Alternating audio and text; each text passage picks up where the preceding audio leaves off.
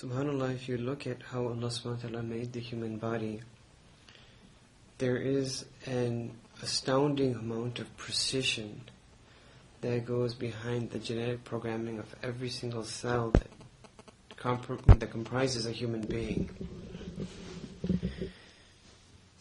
And sometimes when those mechanisms go awry, then the human or the individual gets into big trouble. For example, when you lose contact inhibition, when you lose the programming which tells a cell to stop proliferating, right, to stop duplicating, then you get a cancer. And that's what cancer is. It's just sort of an uncontrolled growth where the cells sort of lose the brakes and they just take off and they keep on multiplying and there's no inhibition. It eventually becomes a mass and eventually it can get in the bloodstream, it can spread to other areas and it can seed other areas in the body, right? So these little cells go in and they go and deposit somewhere else in the body, and then over there then they start growing too. So a person can start off with a cancer that exists, for example, in the liver, and if it starts spreading and gets in the bloodstream, they can go anywhere in the human body. Right? And it might go and seed itself in the brain, and then you get another tumor there. So what we call metastases. Now, a lot of the focus in medicine when it comes to cancer is you want to try to catch the cancer as early as possible, before it actually spreads to the bloodstream. Because if it gets into the bloodstream, the horse is out of the barn, as they say, right, in some respects. Because now it could go anywhere in the human body, and it's not in a particular spot now. You can have a couple of cells sitting somewhere in the body and then they start proliferating, and maybe a few months later, even though you think you got the whole tumor, you got a new nodule.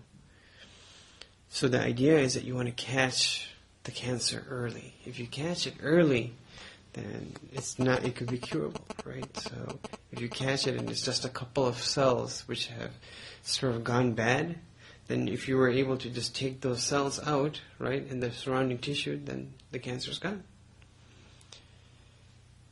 So what surgeons try to do is, so they stage these cancers, right, depending on how widely they spread, how many nodes are involved, whether or not it has involved distant organs, how big the tumor is.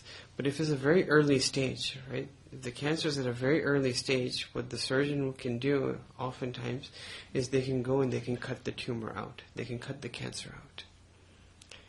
And sometimes that can be curative, right? You just cured the person's cancer. Now, when it's at an early stage and the surgeon goes in to cut the tumor out, he makes sure that he doesn't cut just the tumor out, but he cuts out the surrounding tissues as well. Right? Why does the surgeon do that? Why does he take the surrounding tissue? So, if this was the tumor, then the surgeon would cut maybe 1 or 2 inches around it, so that there's a wider portion of the human body that the person is taking off. If there's a cancer in only one portion of the colon, sometimes they'll take out a huge segment of the colon, right? And then they re-anastomose the other portions. So why do you do that? Because they want to make sure that there's no cancer left within the body. One of our attendings, he said, so because this is what we do, right? We look for cancer. He says, why does a surgeon go in and leave cancer within the body, leave cancer behind in the body? That's sort of not what you actually went in to do in the first place. You want to get all of it out. So that the reason that they take extra is they want to make sure you get all of it out.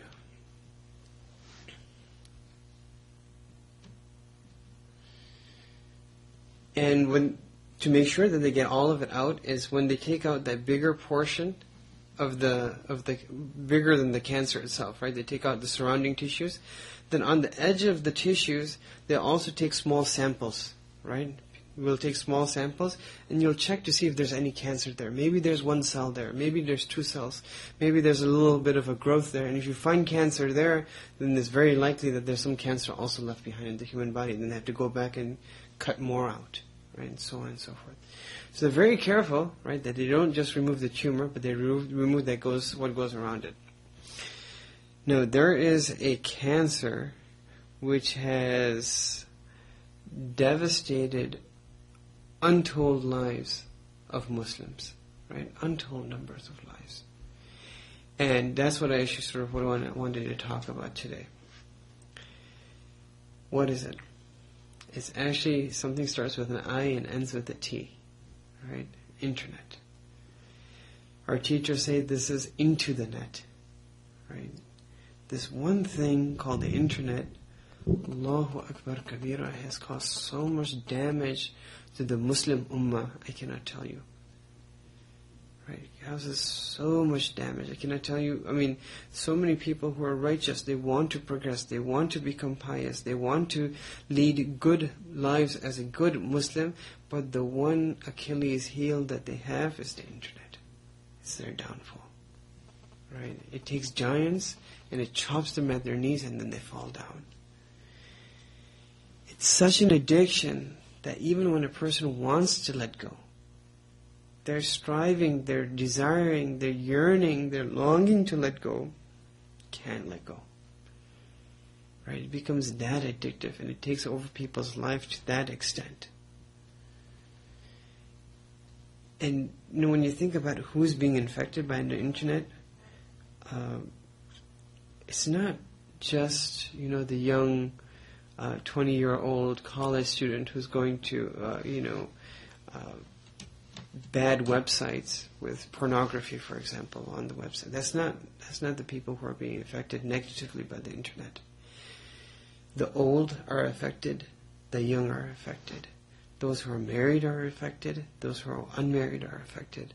Those who are men are affected, and even women are affected, I'm telling you. Even women are affected. The righteous are affected, and those who are less righteous, even they are affected. You can tell you story after story after story.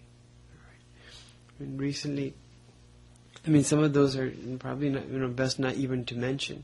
But even old individuals spend hours and hours and hours looking at things which are, as you think about the filth of humanity, right? And that's what they're just glued to the screen for hours. I'm talking about people who are 60 or 70 years old.